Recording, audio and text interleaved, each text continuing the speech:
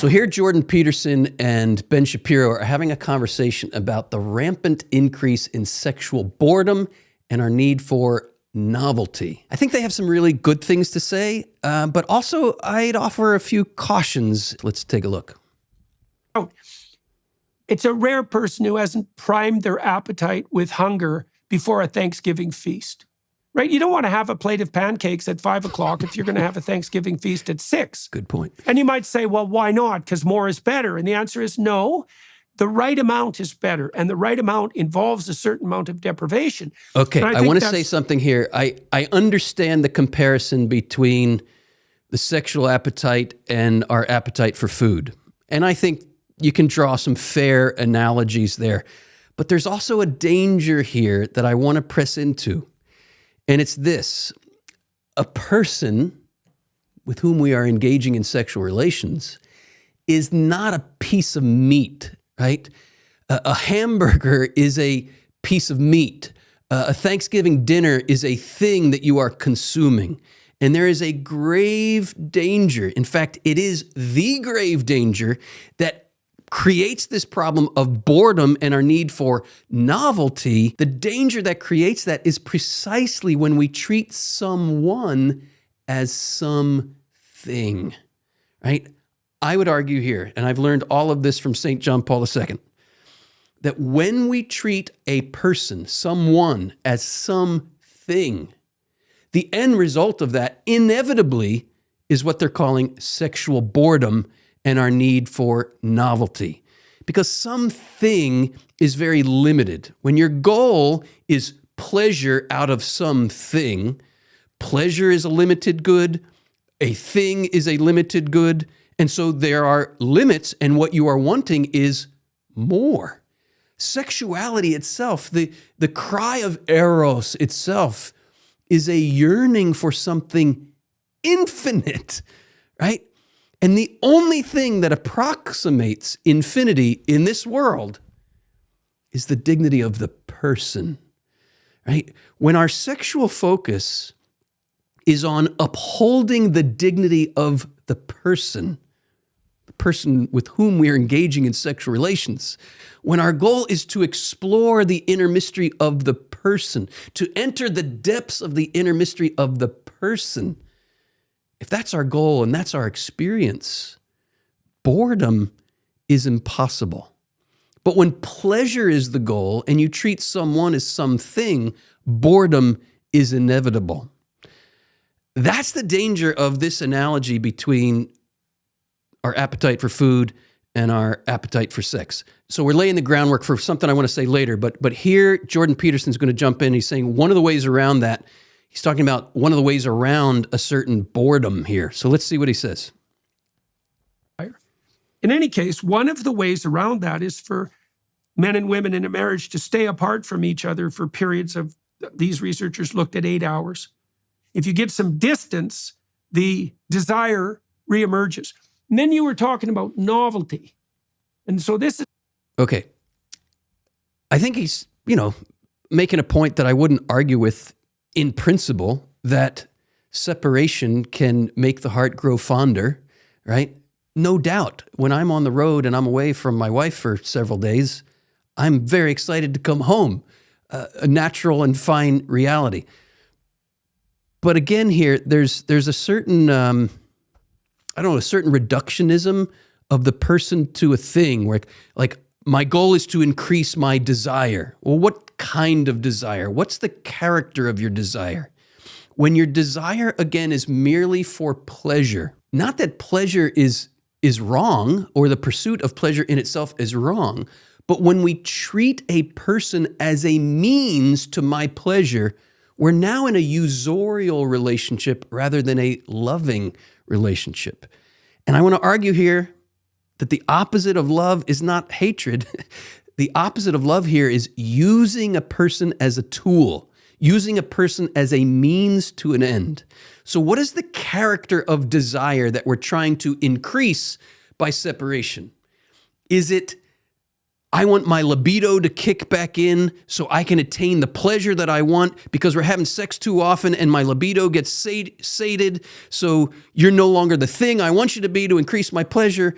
Or is the separation increasing the longing of love and the desire to be a gift to the person and honor the person in such a way that that person doesn't feel like a tool or a thing, but feels affirmed in his or her deepest essence as a person? So these are the terms at which I'm coming at the problem. I'm not so sure Jordan Peterson is coming at with the same angle, although I don't think he would necessarily disagree with what I'm saying, but I haven't asked him. Let's keep going. Pretty interesting too. So you said men will chase novelty in a sexual relationship. Well, I think part of what is incumbent on married individuals is to figure out how to keep that novelty alive, right? So that means that each of them absolutely incumbent on married people to find out how to keep sexual novelty alive. But what do we mean by sexual novelty? If the sexual novelty is required to maintain and increase my pleasure, because that's all I'm really in this for, is the pleasure I get out of it, inevitably your novelty will run out, because pleasure is a limited good, as I said earlier, and the exchange of that pleasure can only go so far, which is why you're going to find in that whole frame of mind countless, sex manuals who will give you all kinds of ways to increase your pleasure in 300 different positions. But this is a novelty that I would call horizontal novelty. Horizontal novelty. You can only go so far with that. I want to talk about vertical novelty, or a depth novelty might be more accurate. Vertical, depth, and that is the exploration of the dignity of the person. The value of the person is in some way infinite, inexhaustible. And it's hard to talk about these things because they're mysterious. That unmeasurable aspect of the human person, that almost infinite depth of the human person is hard to put into words, precisely because it's so deep. So we need metaphors, we need images, and here are a couple I've come up with. A woman's heart, I like to say, is like a deep ocean. And the mission of the husband is to go deep sea diving. But he can't go swimming into her deep ocean if she doesn't open it to him, right? And that takes trust. That takes vulnerability. If she's being vulnerable and trusting him to honor her person, she can open the depths of her ocean and he can swim into those depths and discover treasures in there that she never even knew existed. And he can bring them up to the surface and say to her, look how beautiful you are. Look at these treasures I've discovered by swimming in the depths of your ocean. Whereas the man's heart, here's my metaphor, is like a deep cave. And the mission of the wife is to go spelunking, cave exploring, right? Because there are caverns in there that are endless, and there are treasures in there that are endless. But he has to make himself vulnerable. She can't go poking around in his man cave without his permission, without his free opening of those caverns of his heart. That's where the juice is. That's where the novelty happens. That's where novelty never runs out. That's where sexual boredom becomes an impossibility.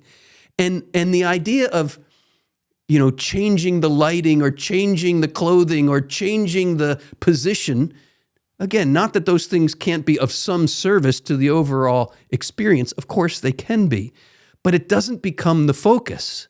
The focus becomes, there are treasures in your deep ocean that I've not yet discovered. And if you would open your heart to me, I could swim in there and find them. And vice versa, the wife to the husband, there are treasures in caverns of your heart that I've not yet explored.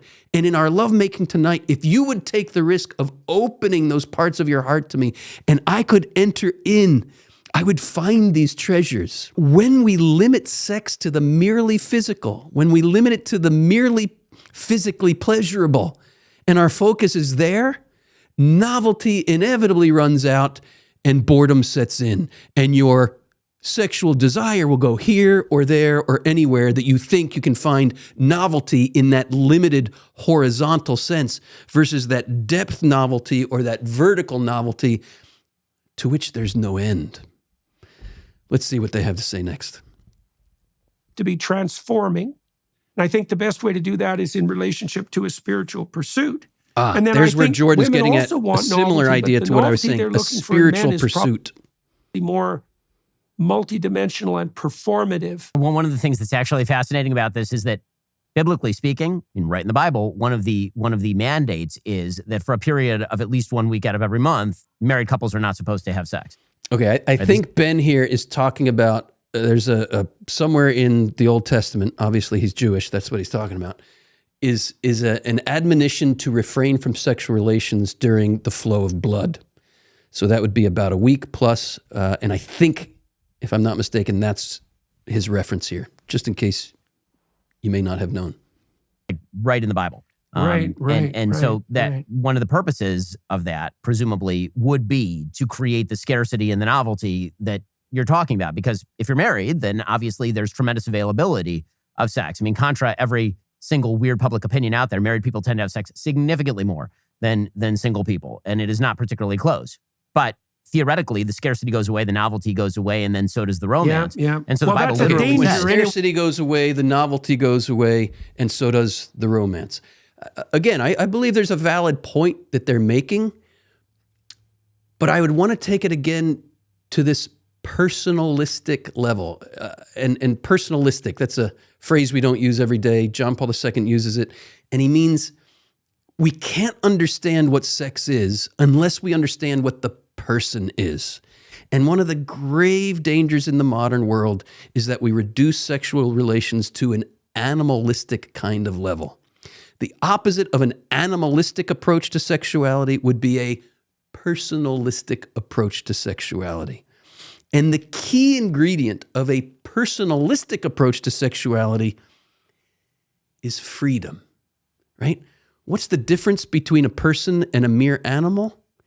Animals have the ability to respond to a sexual instinct, right? To reproduce.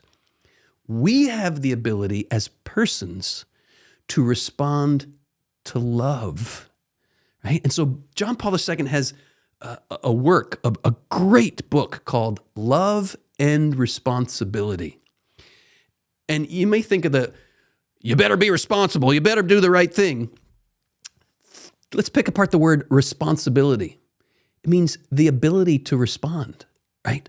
What is the difference between a mere animal, two squirrels who are copulating, and a husband and a wife, right? Two persons engaged in the act that also reproduces the species. What's the difference? Squirrels only have the ability to respond to instinct. We can reduce ourselves to that level and merely respond at the level of instinct. But if we do that, we will be reducing the other person to some thing that I use to indulge my compulsions, right? True sexual freedom is not the liberty to indulge my compulsions. True sexual freedom is liberation from the compulsion to indulge.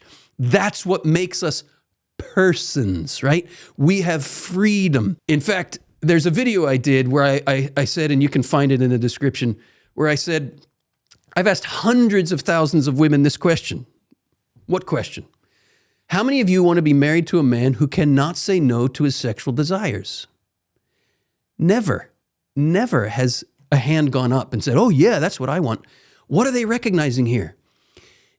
If a man cannot say no to his urge to merge, his yes means nothing, and the woman is a tool for him to indulge a compulsion he can't control.